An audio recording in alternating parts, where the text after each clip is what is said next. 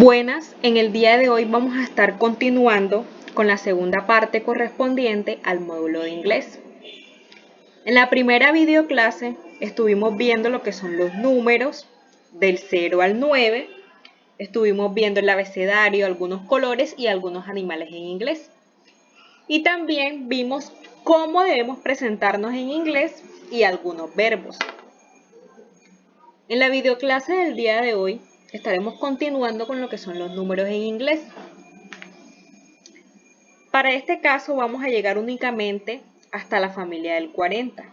Inicialmente tenemos la familia del 10, que es 10, 11, 12, 13, 14, 15, 16, 17, 18 y 19. ¿Cómo se dicen estos en inglés? De la siguiente forma: 10, 11, 12, 13, 14, 15, 16, 17, 18 y 19. Y ahora en la familia del 20 corresponden los números el 20, 21, 22, 23, 24, 25, 26, 27, 28, 29.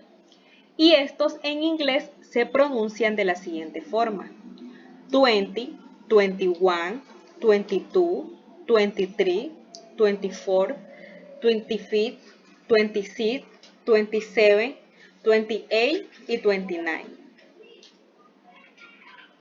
Ahora continuamos con la familia del 30. En la familia del 30 tenemos el 30, el 31, el 32, el 33 y el 34. ¿Cómo se pronuncian estos en inglés? De la siguiente forma: 30, 31, 32, 33, 34, 35, 36, 37, 38 y 39.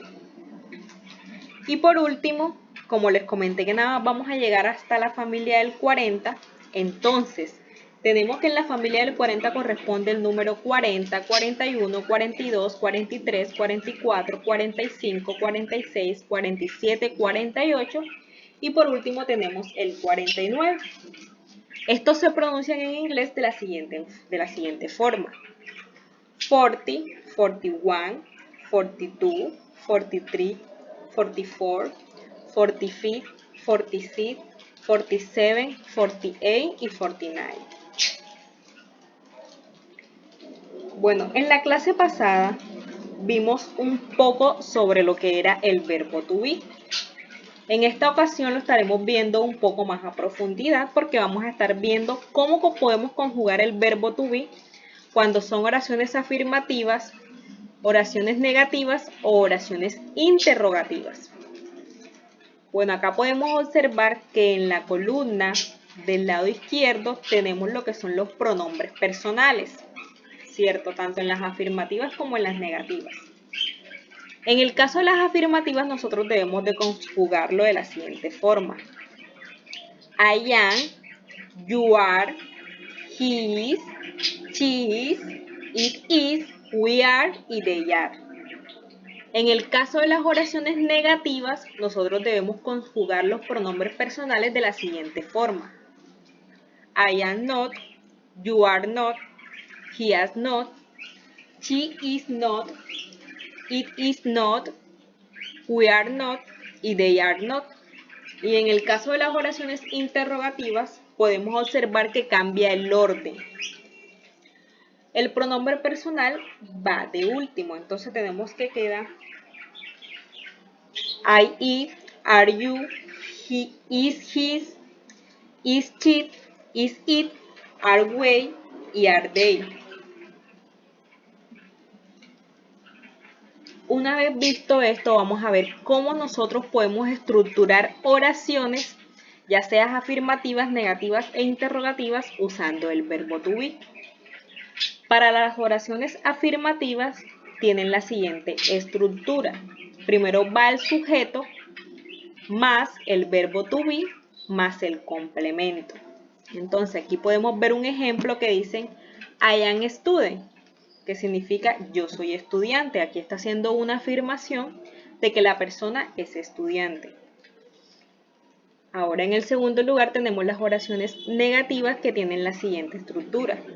el sujeto más el verbo to be más el not, que es la negación, más el complemento.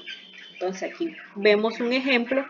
I am not a student, que significa yo no soy un estudiante. Y en las oraciones interrogativas tienen la siguiente estructura. Primero va el verbo to be, luego va el sujeto y por último va el complemento. Are you at home? Que significa estás en casa. Ahora por último vamos a ver lo que es el presente simple y su estructura. En el presente simple, para oraciones afirmativas, vamos a tener la siguiente estructura. Primero viene el sujeto más el verbo más el complemento. Un ejemplo tenemos I drink too much café, que significa bebo demasiado café. Y en las oraciones negativas vamos a tener la siguiente estructura. El sujeto más el auxiliar, ya sea does o doesn't, más el not, que es la negación, más el verbo, más el complemento. Ejemplo, I do not drink too much café. No bebo demasiado café. Y por último, en las interrogativas vamos a tener la siguiente estructura. Vamos a poner de primero el auxiliar does o doesn't, luego el sujeto, luego el verbo y por último el complemento. Entre los ejemplos tenemos Don't I drink too much café, que significa bebo demasiado café. La persona se está preguntando que si bebe demasiado café. Y ahora vamos a ver lo que es la conjugación de la tercera persona en el presente simple. Cuando nosotros identificamos que estamos hablando en terceras personas, cuando tienen estos pronombres, she, he y it. Y en este caso, cuando nosotros estamos hablando de tercera persona en el presente simple, esto tiene algunas reglas. Aquí tenemos 3 reglas de ellas. La primera regla es que al verbo en presente simple se le agrega una S al final. Es decir, aquí tenemos el verbo drinks, play y work. Miren que aquí se le agrega una S al final. Entonces quedarían drinks, plays y works. Un ejemplo sería she plays the piano, que significa ella toca el piano. Entre la segunda regla tenemos que para los verbos terminados en SS, en SH, en X o en CH se deben agregar la E y la S. Ejemplo de esos verbos tenemos push. Al agregarle la E y la S quedan pushes. Entonces, aquí tenemos un ejemplo. She pushes his car, que significa ella empuja su coche.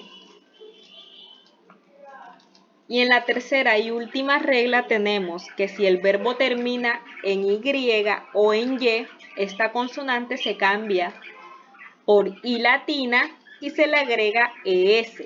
Ejemplo, carry. Al cambiar la I latina y agregarle ES, queda carries. Ejemplo, she carries a heavy bus, que significa ella lleva una caja pesada.